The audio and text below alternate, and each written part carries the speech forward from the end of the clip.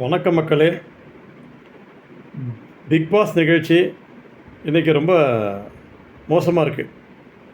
நிறைய பேர் பார்க்குறது கிடையாது. ஏன்னா அந்தளவுக்கு மோசமாக இருக்குது.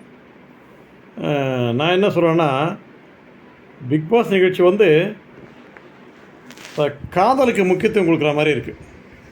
இதனால்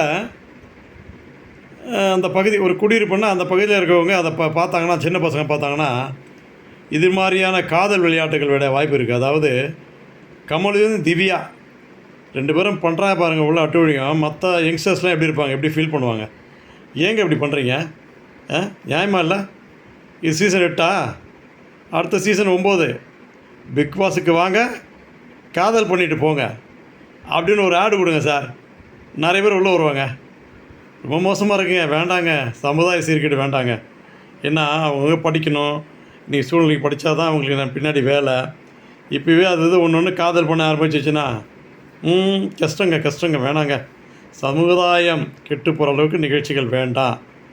இது விஜய் சேதுபதியில் அவர் இது கொஞ்சம் அந்த அவங்க 2 பேரில் ஒருத்தரை தூக்குனா கூட கொஞ்சம் பரவாயில்ல, இன்னும் கண்டினியூ பண்ணி வச்சுருக்காங்க.